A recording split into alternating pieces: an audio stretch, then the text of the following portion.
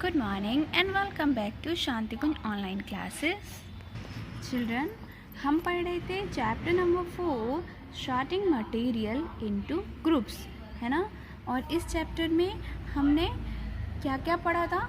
We discussed about materials, man made materials, natural materials, some common characteristic of materials, classification, solid, liquid and gases, और हमने इसकी appearance के बारे में, colour, lustre के बारे में भी स्टडी किया था, right. So children, today's topic is conduction of heat. Heat में कंडक्शन कैसे होता है? Some substances that allow the heat energy to flow through them are called good conductors of heat.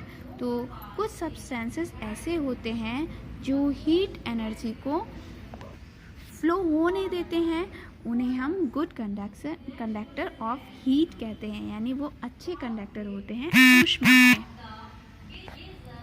And those substances which do not allow the heat energy to flow through them are called bad conductors of heat। और वो substances जो कि energy को अपने अंदर से flow नहीं होने देते हैं, उन्हें हम बैड कंडक्टर्स ऑफ हीट कहते हैं, यानी ऊष्मा के बैड कंडक्टर्स कहते हैं। Okay, kitchen utensils are made of metal because metal are good conductor of heat. यही रीज़न है कि जो आपके किचन में यूटेंसिल यूज़ करते हैं, यानी भगोना वगैरह, ये सारे बर्तन वो क्या होते हैं? वो मेटल के बने होते हैं, और वो क्या होता है? हीट का अच्छा कंडक्टर होता है, इसीलिए खाना जल्दी से कुक हो जाता है। Heat can easily pass through the metal to the food being cooked in the utensil, and the handle of these utensil are made of wood or plastic which do not allow heat to pass through them easily। तो जो heat होती है वो इन metals के through easily pass होने लगती है, और इसीलिए यूटेंसिल्स में खाना इजीली कुकड हो जाता है। बट जो उसका हैंडल होता है वो या तो प्लास्टिक का बना होता है या वुड का बना होता है, और ये दोनों क्या है? ये हीट के गुड बैड कंडक्टर हैं, इसीलिए इनसे एनर्जी हीट पास नहीं हो पाती है और वो गर्म नहीं होते हैं। इन सॉलिड और liquid state matter can be good और bad conductor of heat. Matter in gaseous state is generally a bad conductor of heat. तो सॉलिड और लिक्विड स्टेट में मैटर गुड और बैड कंडक्टर ऑफ हीट, यानी heat के अच्छे और बुरे कंडक्टर होते हैं। सॉलिड में भी मिलेंगे आपको, लिक्विड में भी, और गैसियस फॉर्म में भी मिलेंगे। But matter in gaseous state generally a bad conductor of heat. तो ज़्यादातर जो गैसियस फॉर्म में होते हैं वो बहुत बेकार कंडक्टर होते हैं हीट के। तो ज़्यादातर आपको किस में मिलेंगे? सॉलिड और लिक्विड में। Hence we can also classify the matter on the basis of their ability to conduct heat. तो उसकी एबिलिटी के according magnetic and non magnetic substances. Magnetic materials that are attract toward the magnet are called magnetic substance. तो जो material magnet की तरफ attract होते हैं उन्हें हम क्या बोलते हैं? मैग्नेटिक मटेरियल बोलते हैं, जैसे कि आयरन, निकेल, कोबाल्ट, ये सारे हमारे मैग्नेटिक मटेरियल हैं। This property is called magnetism, और इस प्रॉपर्टी को हम मैग्नेटिज्म कहते हैं। The materials which are not attracted toward a magnet are called non-magnetic substance। वो मटेरियल जो मैग्नेट की तरफ अट्रैक्ट नहीं होते हैं उन्हें हम नॉन मैग्नेटिक मटेरियल्स कहते हैं। Magnetic materials like all pins, clips, nails, और non magnetic material like eraser, water, glass, cardboard, plastic comb, rock, pencil, paper, ये सारे हमारे नॉन मैग्नेटिक मटेरियल्स हो गए। Magnetic sticker, magnetic toys are commonly available in the market. तो ये हमारे ज़्यादातर मार्केट में मिलते हैं। In industries magnetic material can be separated from the non magnetic material using strong magnet.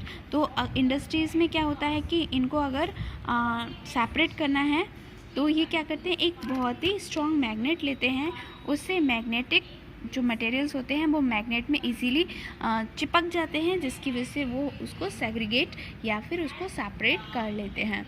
Magnetic materials are used in electrical and electronics device. तो magnetic materials जो होते हैं उनको हम ज़्यादातर इलेक्ट्रिकल या इलेक्ट्रॉनिक्स डिवाइस में यूज़ करते हैं, जैसे कि आपका ट्रांसफार्मर हो गया और जनरेटर, मोटर, इन सारी चीज़ों में क्या होता है, मैग्नेटिक मटेरियल्स होते हैं।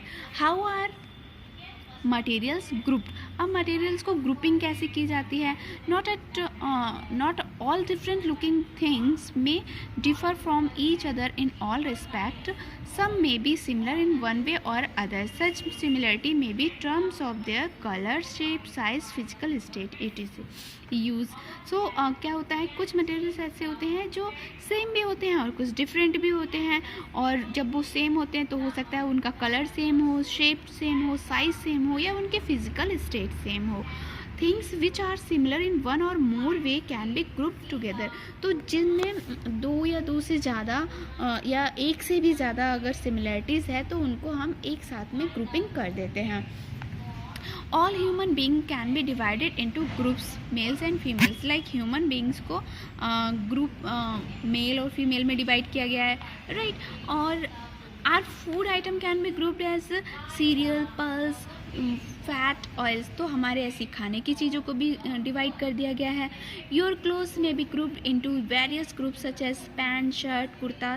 तो ऐसी कपड़े को भी ग्रुपिंग कर दिया जाता है। तो इसी तरह से हमारी बहुत सारी चीज़ों को ग्रुपिंग कर दी जाती है। वाई वी ग्रुप मटेरियल, आखिर हमें इनको ग्रुपिंग करने की ज़रूरत ही क्यों पड़ी है।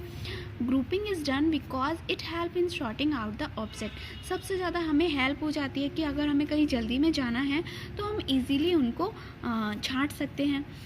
Makes it easier to locate any object quickly and save times. तो इससे क्या होगा कि हम इजीली उसको देख सकते हैं और अपने यूज़ कर सकते हैं, और हमारे इससे टाइम की भी बचत हो जाएगी। Two is convenient to arrange things systematically. तो सबसे इम्पॉर्टेंट लाइन क्या आ जाती है कि हम इसको सिस्टमेटिकली ढंग से रख सकते हैं। अब हम हर कोई चाहता है कि हमारा घर अट्रैक्टिव लगे, कोई भी आने वाला आए तो वो हमें देख के हमारे घर की तारीफ़ करे। तो अगर हमने चीज़ों को सिस्टमेटिकली ढंग से अरेंज किया है तो हर कोई हमारी तारीफ़ करेगा, है ना, और वो देखने में भी सुंदर लगेगा और हमारा टाइम भी बाद में बच जाया करेगा जब हमें ज़रूरत होती है।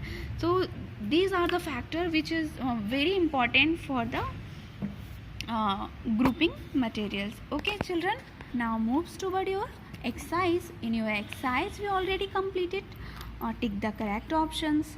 Okay, fluffs, first one properties, second one properties, third one solubility, fourth silver and copper. तो ये आपको फिल करना है बच्चों। सेकंड वाले में एक बार आप फिर से होमवर्क में चेक कीजिएगा प्रॉपर्टीज़ के अलावा और क्या हो सकता है। ओके, कॉलम्स मैच करना है। तो सिल्क में स्मूथ, वूल में सॉफ्ट मटेरियल, तो इसको भी आप इंटरचेंज कर सकते हैं।